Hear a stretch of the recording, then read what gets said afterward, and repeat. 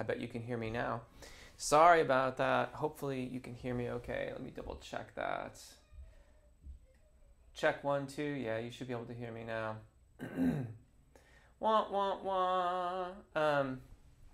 Anyway, I'm thinking about doing this more frequently. Anyways, my name's Jeff. Thanks for joining me this morning. Thank you, Prince Jordan and David Walsh, for availing yourself of the chat. That is exactly what this is all about. Jumping in the chat and asking questions. I will get to just as many as I can. I'm not really going to dilly-dally at all. I just kind of take the questions and answer them to the best of my ability. Thanks for being here. Thank you if you've chosen to subscribe. It really does help the channel, and I do appreciate it. Right. Creating that resonance at E3, what shows you have should we watch to create that baritone chest resonance, belting type stuff? I can get good resonance E4, but I want to know how to get better in crystallizing the lower notes with good resonance. I think of Man in the Box by Alice in Chains, and I am in awe of how Lane gets resonance at E3 and lower. Oh, very high notes. Yeah, my eyes. That's from like E4 stuff landing on E3. How does he do that? Jeff, Ref, Man in the Box. Yeah, I'm familiar with that tune, though I must admit it's been quite a long time since I have listened to it. There's one thing that I would bring first and foremost is that, you know, anytime a microphone is involved, all bets are off. Compressors, EQ, any number of other different things to enhance and elaborate on the sonic spectrum make it such that if there's a microphone, especially in a studio recording, I mean, if you're talking about a studio recording, like double tracking and like the amount of sort of studio magic that can go into making these things sound the way that they do, you kind of have to take it with a grain of salt. It's not the real world. Even in a live application, a certain amount of that is possible and is regularly done. That being said, increasing resonance is about balance. So when you talk about belting, that is an inherently imbalanced usage of your voice. And I realize that's a contentious statement. Please do your own research and come to your own conclusions. But by definition, belting is to sing higher notes using only the thyroarytenoid dominant singing voice. That's the chest voice. So when you get practitioners of belting saying that they want to allow for elongation and thinning and stuff like that, that's not strictly speaking belting. That is a way of calling something that's not belting. Belting, I presume, in an effort to kind of garner favor with those that are listening. But when you belt, you are only using the thyroarytenoid dominant singing voice. You are not allowing for the transition to occur. And as such, that imbalance has its own qualities and characters. But if the resonance that you are achieving by doing that is not satisfactory, then you might want to explore exercises that allow for elongation of the vocal fold, particularly at the secondo passaggio and above. You're saying E4, I think you said there, E3 and E4, which for a baritone is going to be right at the secondo passaggio, give or take. You know, exercises that explore that elongation and allow for more freer overall vibrations of the soft tissues and the vocal fold itself, and that may increase and get you the resonance that you're looking for. Of course, you're never going to sound exactly like that individual, but you can develop more resonance in your voice, and that's what I would suggest you do. Even if you ultimately choose to belt, having that understanding of how your voice operates at that tessitura, I think will be very helpful. And you'll have to forgive me, I am super phlegmy because it is still a little bit early here today, and I have not vocalized as much as I would like to, which is to say at all this morning. So there's that. Okay, David Walsh, and let's see, there we go. Good morning, and good morning to you. Good evening, I believe, where you are. Are there exercises for developing the singer's formant? Second question, does your natural voice timbre just result from proper technique, or do you choose it as well? Sort of like an impressionist can imitate a celebrity. Do we have a choice in timbre? Of course. Okay, so first question first. Yeah, developing the singer's formant, I like the NG sound, so that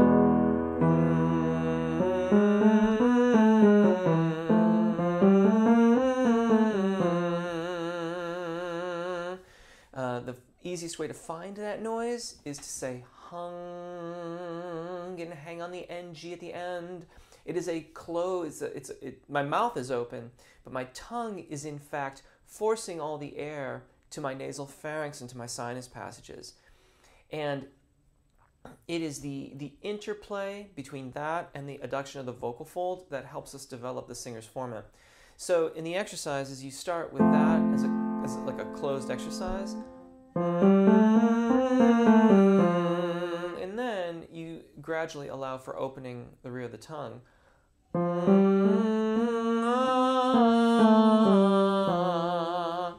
And try to maintain that brilliance that you feel in your voice. That point, the bel canto practitioners will call this point. And that's a pretty good way to familiarize yourself with the feelings of the soft tissue resonance and how the air flows through there, and also begin to maintain that with the tongue in a neutral position so that you can actually phonate. Second question, does your natural voice timbre just result from proper technique, or do you choose it as well? Sort of like an impressionist. I know I'm reading it again. It's a very interesting question, because we certainly have choice, but I think about it more in terms of intention, and so much of it relates back to our vocal technique. So for example, if you are trying to sing something, like certain ranges will allow for us to have more choice.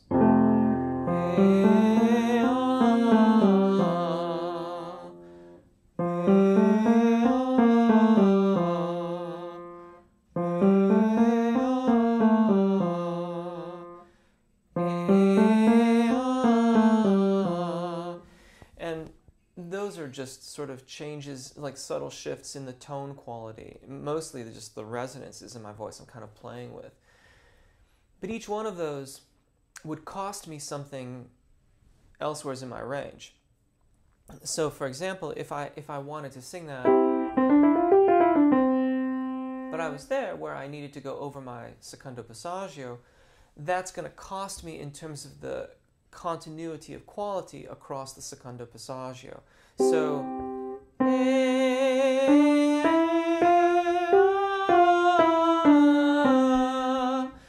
you can clearly hear the change in register there when I try to sing it in that somewhat more sottovoce way. If it really has to match, then there is a baseline level of volume and resonance that I have to create in order for the system to create a similar tone quality above and below the secondo passagio. So, it depends a lot on the range of where you are. Also, too, if you're singing in a choir or a chorus, then it's entirely likely that the director may want different shapes of vowels from you so that the chorus writ large is all matching. And when that happens, then that too may end up costing you in terms of continuity of tone quality across registers. It may even cost you a few notes at the extreme ends if it's deemed that the tone quality is unacceptable. And so like those notes maybe just become kind of out of reach given all the other variables. So yes, and even when you are making those choices, I think about them more as intentions rather than as something that we physically manipulate the vocal fold to achieve, that we intend to have a certain quieter sotto voce more delivery, and we manifest it in that sensation, that intention. Realize that's getting a little bit kind of out there from a technical standpoint, and it's not particularly pragmatic. But when we try, especially above the secondo passaggio, when we're trying to affect certain tone qualities, we almost always do more than is necessary, and it compromises our ability to sing in that range effectively. So it falls down a lot more to intention. Fabian, hi. Oh, I'm way behind. I got Terrell Lee. Hi, Jeff. It feels like I hit a ceiling trying to sing falsetto. How can I hit those high falsetto notes? Kind of depends on what's going on. Since I've never heard you, and I don't know exactly what you're doing, it's hard to say. It also depends on how you're using the word falsetto. Common jargon would say that falsetto, particularly in a male vocal, is anything above the secondo passaggio. I don't agree with that definition, but that's just one way of defining it that is in common usage. With my teaching and with my studies, falsetto is the range, it's specific to the male voice, that is a fourth above the secondo passaggio. So for like tenors, it's starting way up there, right? Whoops, that should do it. Right there, that one, you know, where the secondo passaggio is down here. So,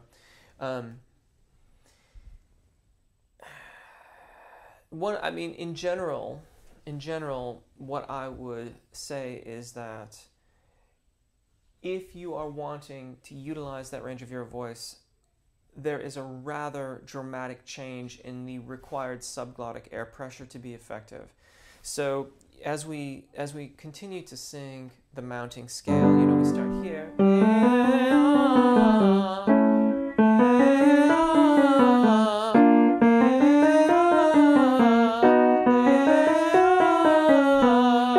Now I'm coming up on my secondo passaggio. And all the while, I'm increasing the subglottic air pressure in order to keep my voice working properly. But now, as I continue to move farther, particularly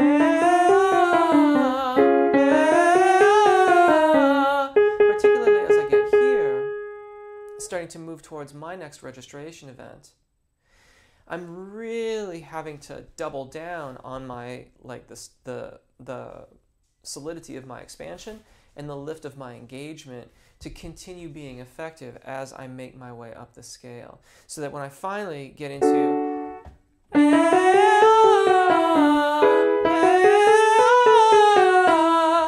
I'm trying to sing this B natural with a full consistent sound to my voice, I'm really engaging quite a lot. I'm making maximum vowel modifications in order to allow the vocal folds to adduct properly and with no more engagement than is strictly speaking necessary. So lots and lots of subglottic air pressure as you make your ascent towards that registration event. If you're using falsetto in that way, if you're using it differently, it might be something else. I'm so sorry, I don't know what that word means, but I hope it's nice. Good morning. Can you teach us breathing exercises before vocalizations? Thank you.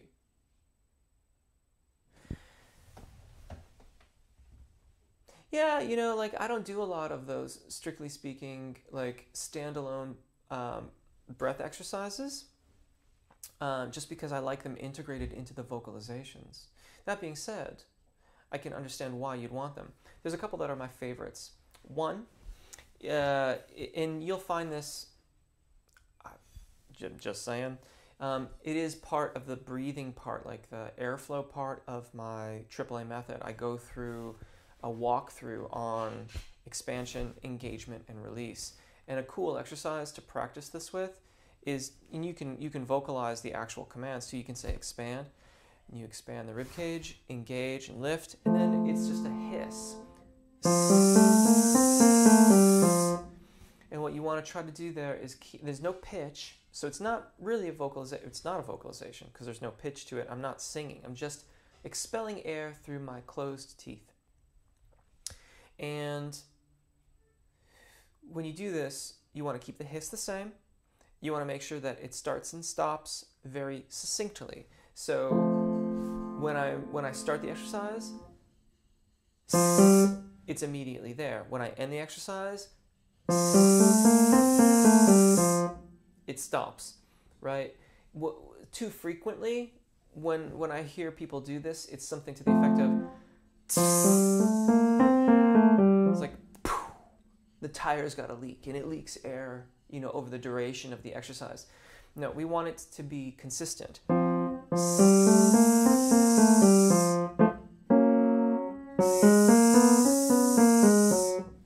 Nice, like think of it as blocks of hissing.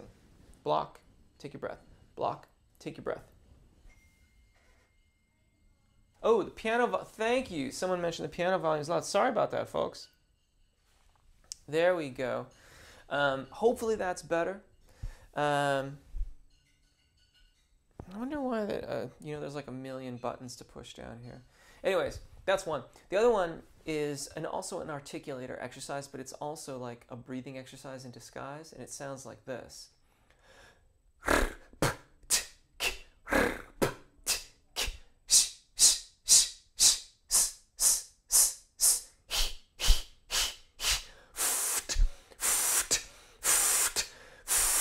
And you might do that whole sequence a couple times in a row.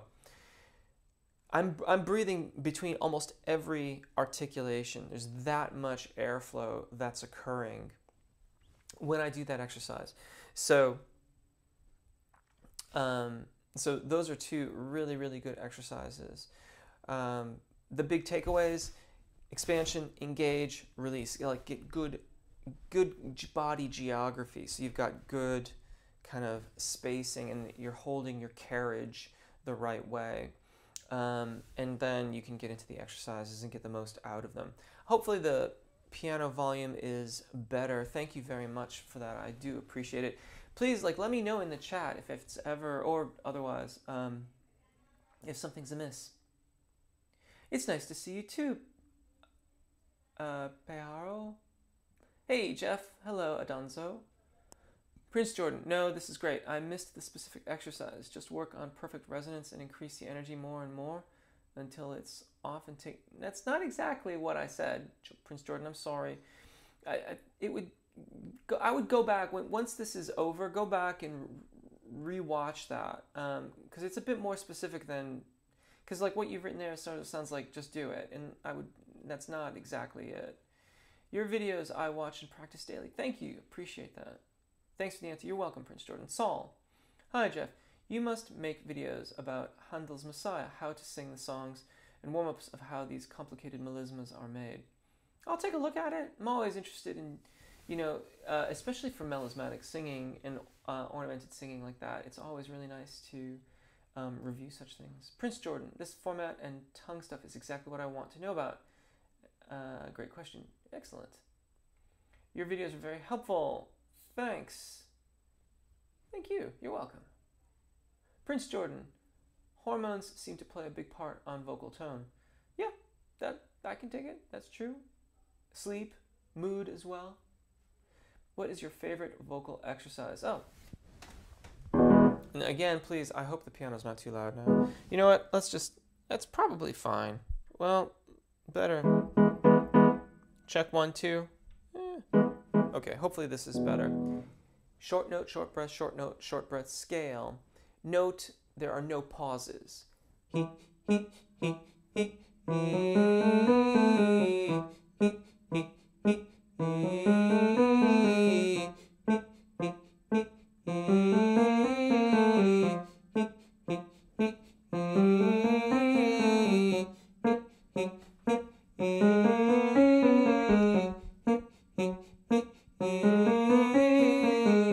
That's probably it. When you have to have a certain level, a certain acumen around Passagio. You have to be able to do Passagio pretty effectively to get the most out of that exercise.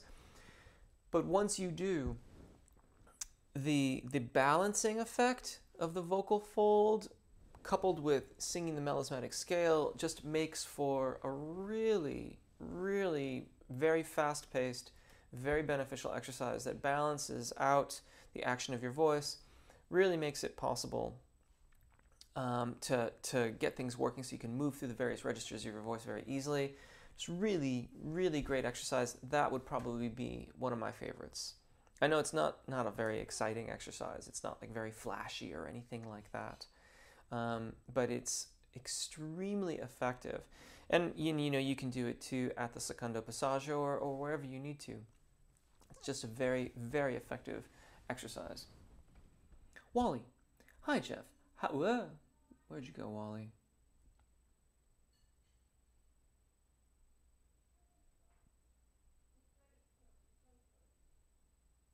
Thank you, Brandon, for taking care of that. And thank you for the thumbs up, Brandon, on the mix. Hi, Jeff. How do I identify the range of my fry, chest, head, and falsetto registers? Isn't it possible to sing with different thickness in a given register, such as head voice? Also, I'm skipping. Don't worry, Aram. I'm going to come back to yours. I'm just kind of collecting Wally's questions together. Also, is it better for your vocal cords if you stop drinking caffeinated drinks? Doesn't caffeine dry out your vocal cords and increase phlegms? Okay, Wally. Question number one, work towards balance of overall phonation. So in the most comfortable area of your voice, like presumably if you haven't identified those various registers of your voice, then you want to find, the first thing you want to find is the easiest place for you to sing so that you can sing your vowels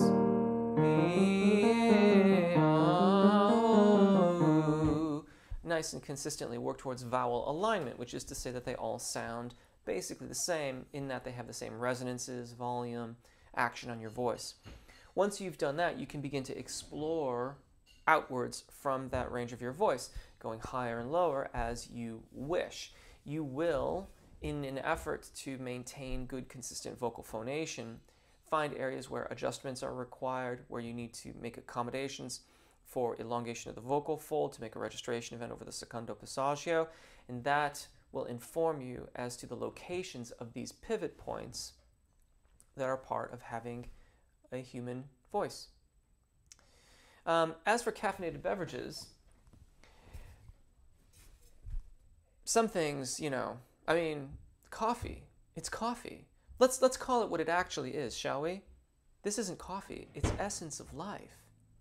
And it's not the caffeine so much that is a problem, it's the heat. The heat is going to be more problematic.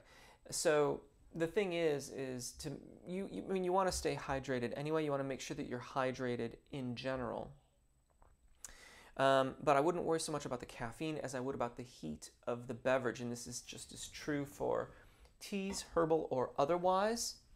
And equally, if you like cold beverages, that too is not always ideal, particularly if you have to sing right then and there. So concern yourself more with the temperature, stay hydrated in general, and maintain a daily vocalization practice. And you can basically, within reason, drink whatever you want. Now, it is certainly something to consider if you deal with any kind of performance anxiety issues or stuff like that. The caffeine could exacerbate that. So you definitely want to keep that in mind. If you're doing a performance and you're going to have a cup of coffee, that could make any kind of nerves or anxiety that much worse. So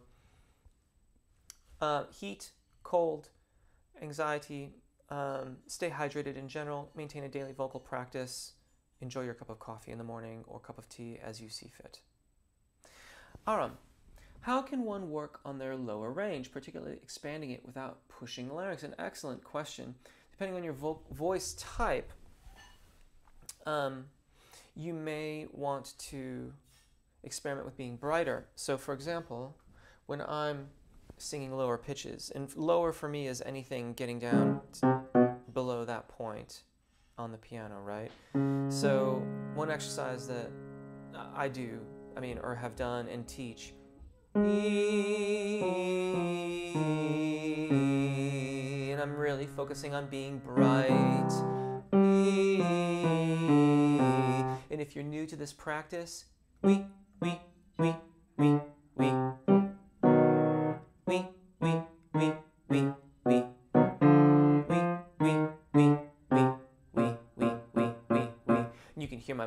folds starting to separate a little bit there, and it's getting ever so slightly abducted in order to generate that pitch.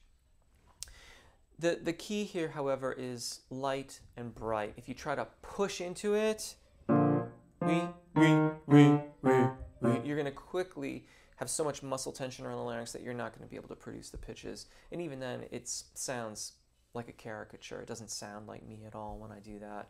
The brightness is much more reflective of the rest of my range. That's how I would approach it.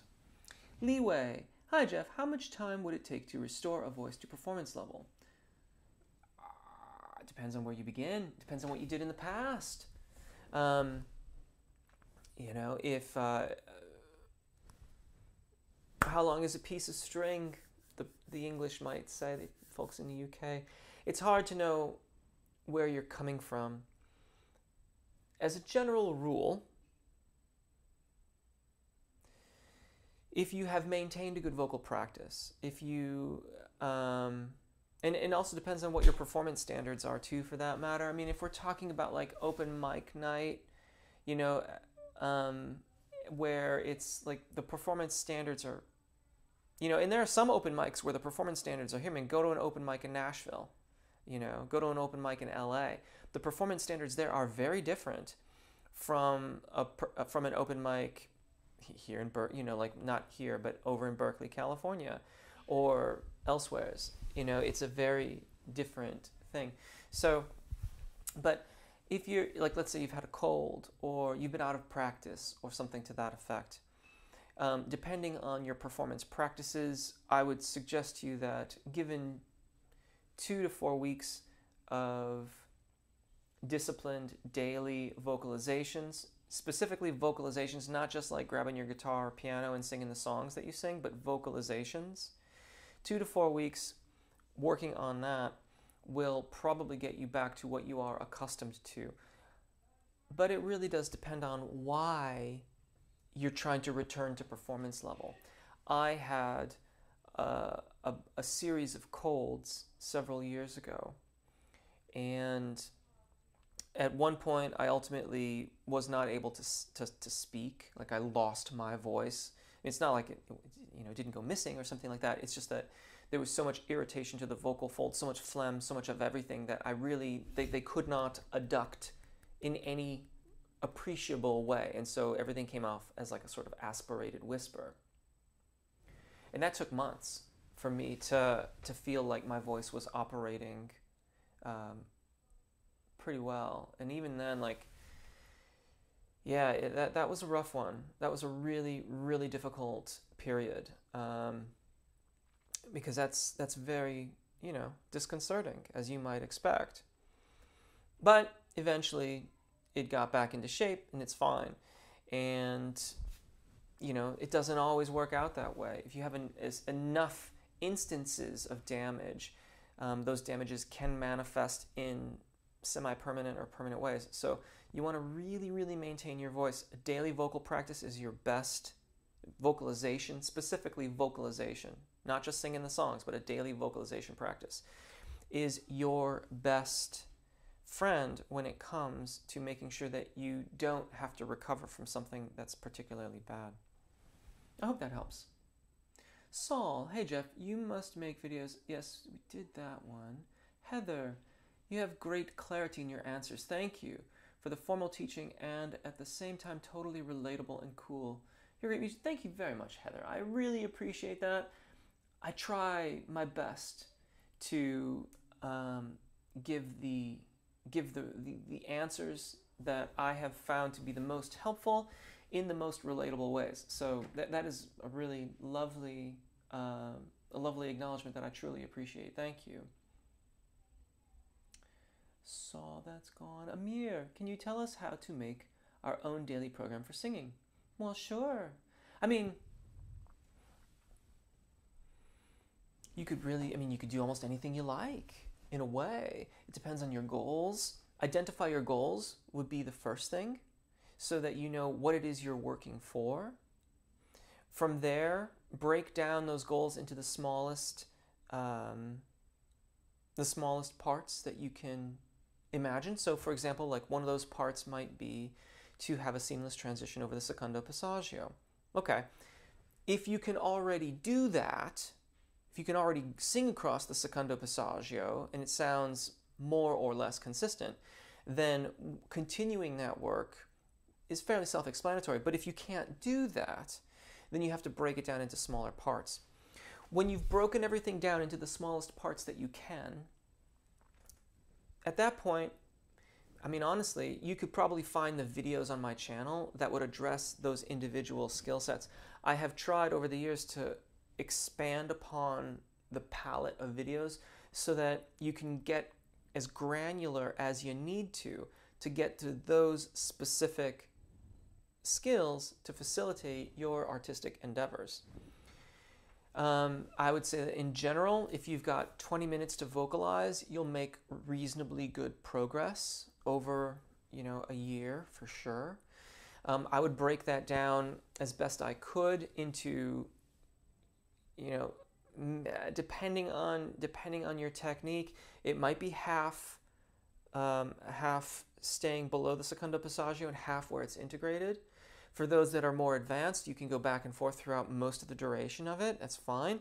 For those that don't have that practice at all, that sort of kind of like needing to get to the secondo passagio there, and if you're beyond just the raw beginner stages of things where you're working only on vowel alignment in the chest voice range, like that's coming together for you at this point, then that's where expanding your daily vocalization practice to maybe half an hour on a general, like at least, would be particularly helpful, because there you can still get that 20 minutes of vocalizations that are below the secondo passagio, that still integrate vowel modifications in the zona di passaggio, and then also have 10 minutes to work on vocalizations that transit the secondo passagio. It's that phase that requires so much time like that intermediate stage. Just takes a lot of time, because once you have the technique to move across the secondo passagio effectively, it's just not that big of a deal anymore, and so it can get integrated into more of your regular vocalizations.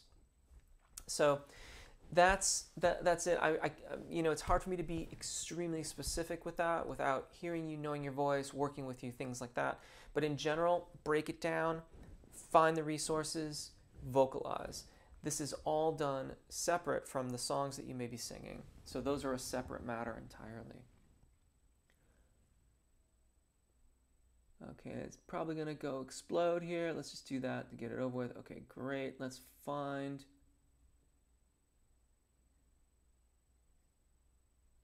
Goodness. Naomi. Noon. Sorry. Not Naomi. Noon. Noon. Hi, Jeff. How can I get into belting mixed voice without tension in throat and voice? Well, I follow your exercises, but I struggle. Okay, well, those two things are not consistent. Belting is a different thing from mixed voice, and I realize that people use them synonymously, and I find that horribly confusing, because and furthermore, mixed voice in general is used differently from the way that I define it in my teaching. So mixed voice has come to be known as this blending of the chest voice and head voice. But the fact of the matter is that occurs through a rather wide range. People think about the mixed voice being above the secondo passagio, but the truth of the matter is that, the mixed voice really is happening. So mixed voice, they would say, would be above the secondo passagio. So for most male vocalists, this right here would be where they would be mixing. But the fact of the matter is that the cricothyroid muscle, which is the mixing part of the chest voice muscle, becomes active all the way down here for the male voice. So if we're going to say that we're in our mixed voice, well, that's this entire area, all the way from here to here to here.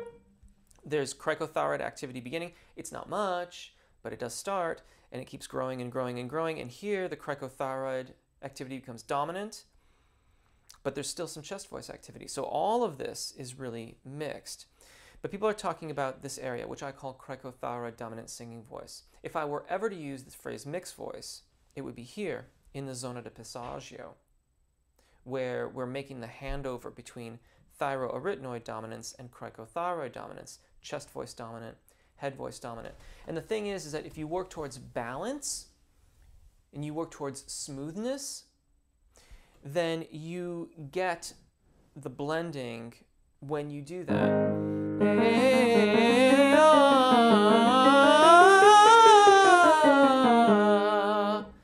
I'm not trying to be one thing or another when I do that. I'm just singing as best I can with a balanced phonation. So the belting thing, when we belt, we are committing to the thyroarytenoid dominant singing voice. By all means, experiment with it. I would highly recommend you stay I would not exceed your secondo passaggio by more than a major second with any regularity. In other words, don't try to keep going higher and higher and higher with your belting voice. In my opinion, that,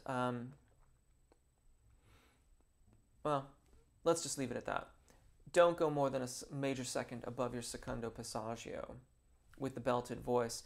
Work towards the smooth transition so that you have voce piena in testa, the sound of chest voice in head. And hopefully that will lead you to some of what you're looking for in terms of the tone qualities and what you're trying to do. Robert, how does one develop vibrato, or is it a naturally occurring phenomenon with some voices? Thank you, good sir. No, well, yes and no. The best practice to develop a vibrato is working on vowel alignment and good subglottic air pressure. If you try to make your vibrato, you're almost certainly using some musculature around the larynx, which is only, I mean, it's increasing the muscle activity there. That, in a best case scenario, that will have little to no impact on your phonation. In a worst case scenario, is it'll serve as a limiting factor to range or overall tone quality, intonation, and things like that.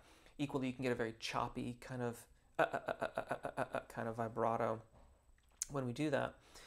So vibrato will naturally occur when you have the appropriate adduction, the appropriate closure of the vocal fold, and the appropriate amount of subglottic air pressure, or sometimes commonly referred to as airflow, beneath it. And when they're working in parity, in other words, we have just enough engagement and just enough subglottic air pressure, they kind of oscillate against one another. They're kind of testing each other out. And there you get the oscillations, and a vibrato develops out of it. And as you start to feel that, then you can kind of encourage it a bit more. But if you want to develop a vibrato, short vowel exercises will help you to determine the appropriate balance of closure and engagement, like engagement here. We, you, you. Those kinds of exercises get the most efficient closure of the vocal fold and the most appropriate amount of engagement, the airflow lifting beneath it. When that's starting to come along, then you can really work towards doing the more sustained lines.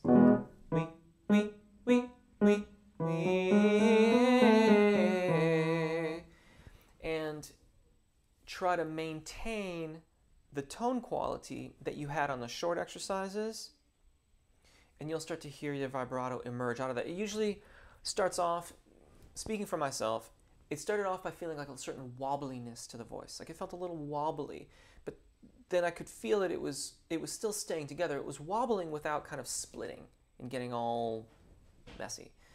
And out of that, my vibrato developed. So that is how I would approach that. Good vocalization practice, basically. Work on alignment, balance. Hiya, Jeff, top lad. Thank you, Denzi. Appreciate that. Amir, will being an athlete help me develop my diaphragm? Well, I think that general overall health and physical activity contributes to good singing practice. I know that I do my absolute best to get out and exercise every day to varying degrees of intensity. I have a bit of a left foot injury that's happening right now, so running is a bit off the cards, which is a drag. But I'm climbing quite a lot, and I super enjoy that. So Yeah, I mean, I don't know. It's probably not going to really help you develop the coordination required for a good Passagio practice, but your overall health, is all part of the picture. Our bodies are our instruments. So take good care of your body, take good care of your instrument. Bolshevik. At what point does it become harmful to sing without having warmed up? Sometimes on my morning drives, I can get pretty into it. Well, as long as you're not hurting yourself, it should be all right. Just don't cause yourself any pain or stop if you feel something like that. Hi, Jeff. I'm still a beginner. The one thing about that Bolshevik is that you could be inadvertently reinforcing bad habits. That would be, if you're stopping before it hurts, but it never hurts, then perhaps one of the downfalls of that particular, fun as it, because I love singing in cars too, fun as that is, you could be reinforcing bad habits, which are contradicting what you're doing in your vocalization practice. And so whatever it is you're working towards, it could take longer for not, because let's face it, being in a car, we're not set up to sing very well in cars. Like, we're not seated properly. There's all sorts of different things. Like, it's not ideal. Fun, yes, but not ideal. So that would be my principal concern for you. Hi, Jeff. I'm still a beginner. I can barely get through a warm-up without already straining my voice. It feels like after a few minutes I start doing it properly, but by then my throat already hurts. Okay, well, then that's not right. It shouldn't hurt, okay? One, like, if you're doing the warm-ups in the warm-up playlists, those require like a certain level of technical skill. Go over to the beginner, and I wish I could call it like foundational technique, but no one would know what I was talking about if I said fundamental technique or foundational, so I call it beginners, okay? You say you're a beginner, go to the beginners playlist. Do those. They are narrow in range. They are constructed to help you begin the process of getting a good balance between the closure of the vocal fold and the airflow. Start there and then move on to the warm-up videos, because the warm-ups, they're technical practices. They're not just warm-ups. They are, in fact, vocalizations. And even the intermediate ones on the warm-up playlist require a certain level of technical proficiency. Bolshevik. Matters not if you're referring to the car singing. Anaya, what can I do to improve that so I can actually sing for more than just a few minutes? Similar to what I just mentioned before. Wally, I have to leave, so I will look for your answer later. Thanks for your amazing video. You're very welcome, Wally. Well, if you watch this later on, thanks. I appreciate your question. Can't begin to tell how much your lessons have helped me. Brilliant. B1F4 seems reasonable enough.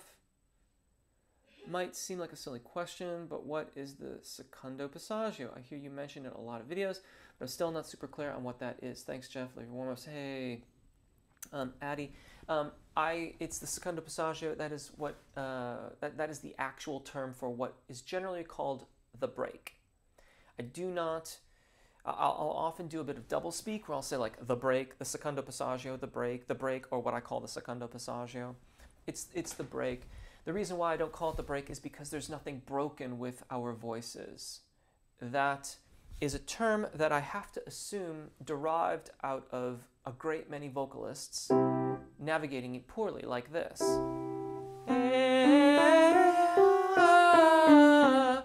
Where you can hear my vocal folds separated, and I got this really, really airy sound. Well, with a little bit of practice and a bit of open-mindedness,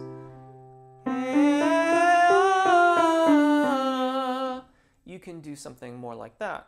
Now, my break is still there. I haven't, done anything to I can't remove it, and I haven't forced it. That's forcing, right?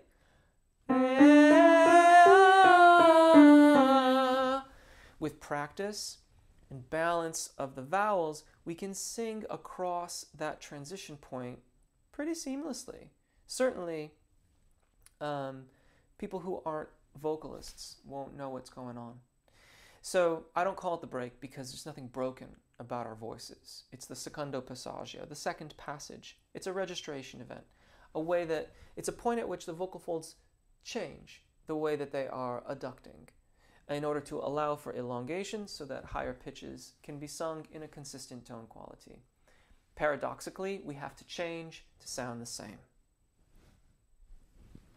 I hope that helps. Hey, do you have any good tip for someone trying to imitate my fave singer in the weekend? Like, he sings really high. I actually want you to check him out. I've heard him before. I did kind of address that earlier on, so you might circle back around. I might do this again in 2 weeks' time as opposed to being just once a month, because it's just kind of fun. I mean, it's just really, really fun. I love the questions, and I love being able to answer these questions. So, so maybe circle back around, like, to watch the beginning of this once it's released onto the channel,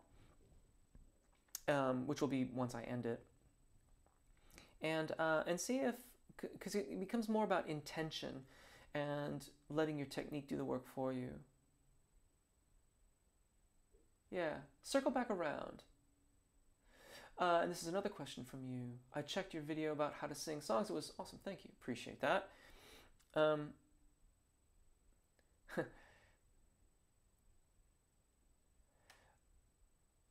Yeah, Jeff is my favorite person online. Thank you very much, Adonso. Thank you, Brandon, for maintaining order here in the old... Whoa! Oh, thank you, Louis. That's very kind of you. I don't know why I don't get notified when those pop up, but I really appreciate it.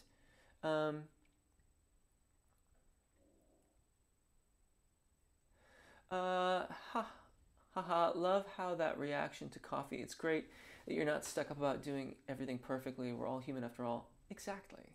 Exactly. Is it okay to lose some of the lower vocal range after 2 hours 45? Yeah, I would think so.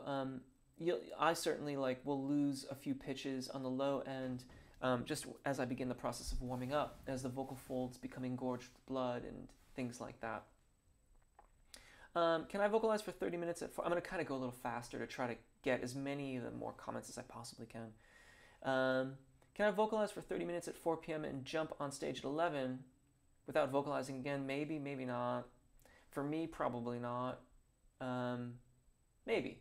It kind of depends on everything that happens in between 4 p.m. Like if you have dinner and you talk in a loud bar, you're like doing the meet and greet in the loud bar, like that's going to have an impact on your voice. So you might want to kind of vocalize again just to get your voice and mind centered around singing as opposed to talking, and especially in a loud environment. I mean, fact of the matter is that when I finish doing these live events, I set aside some time to vocalize so that when I start doing the rest of my teaching and things like that for today, that my voice is appropriately set up for it. I'm not in this weird talking space. Though that being said, I talk a lot when I teach too, so. Sorry for not saying hello. Hi, that's all right, Alan. Hello. Jane, which Fox are the best workouts for contraltos?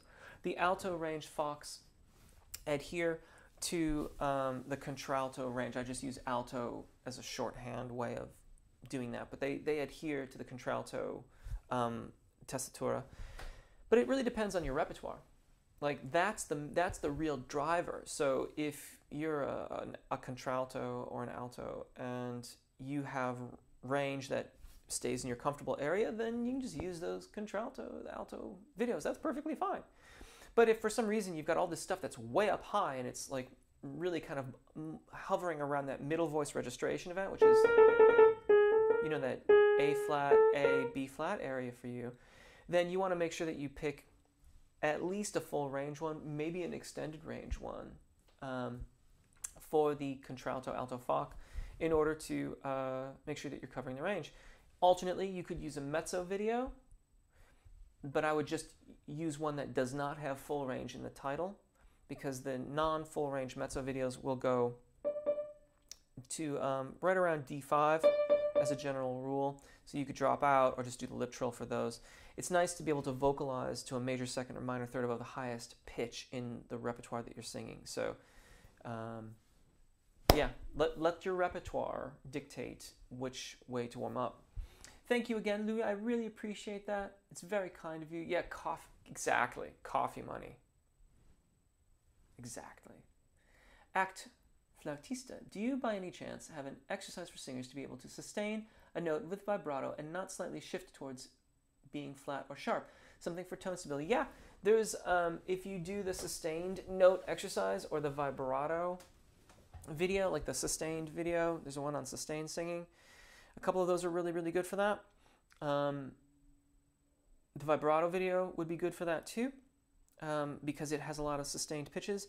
The tip that you're looking for here, if I could say, is that you're using the word sustain, which is great. Frequently, it's referred to as holding the note. And if we think about it in that way, we're almost certainly not going to be effective with it. The fact of the matter is that, in speaking for myself, your results may vary slightly. When I have to sustain a pitch, the energy keeps increasing down here as I lose that column of air, as the air is expelled from my body.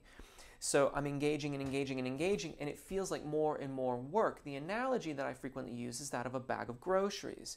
If I said, stick out your arm, and I put a 30-pound, let's say 20-pound bag of groceries in your hand, your outstretched arm,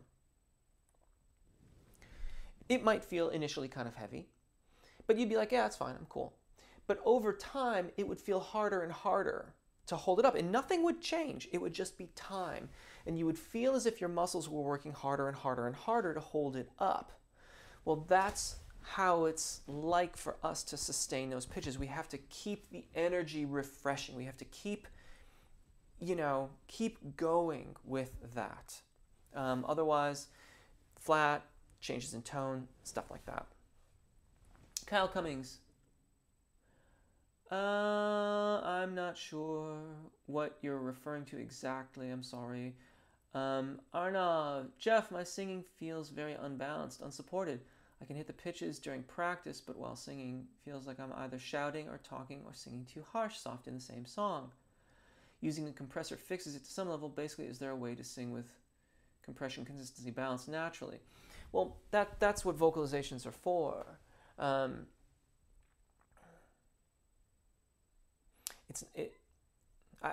I shy away from that word compression. That gets used a lot in terms of as another way of talking about vocal fold adduction or closure. The way to approach this, it's similar to what I mentioned earlier with someone who was, I forget what they were looking for exactly, but I suggested short vowel exercises. We.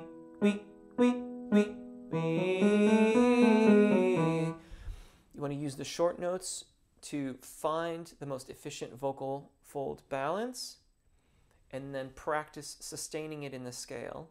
Work through all your vowels, spread that throughout the various ranges of your voice, and that should bring you much more close to what you're looking for. Especially when you say unbalanced. When you say unsupported, assess your Passagio practice, Questions from comments number 6. I think it's about, I know this from memory because I've referred to it so frequently. Questions from comment 6, I think it's about 2.5 or 3 minutes into the video. I'm wearing this ridiculous running shirt so that you can see my rib cage and you can see my abdominal muscles and everything like that. And I move to a high contrast background and go through all the motions of a Passagio and how it can look and what you want to try to practice.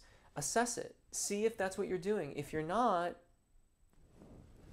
try it. Make some adjustments to your breath mechanisms so that you have appropriate subglottic engagement or support, if you like.